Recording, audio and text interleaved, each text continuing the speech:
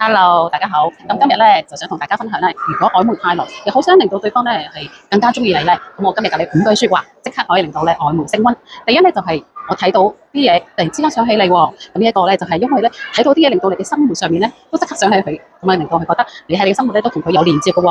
而第二咧就係同佢講，同你傾偈真係好舒服啊，時間過得真係快啦。咁呢個係傳遞緊咧，佢你好同佢之間嘅活動咧係好享受，令到對方咧都係俾肯定嘅呢種感覺。第三個咧就係、如果有你真係好啦，令到咧對方覺得你咧成日都會掛住佢、想念佢嘅喎，同埋咧覺得佢喺你嘅生活中都好重要㗎。同埋第四句，你咁樣真係好可愛喎。而呢個呢種曖昧嘅稱讚咧，感覺到又唔係咁直接，但係咧亦都可以好撩動佢嘅心喎。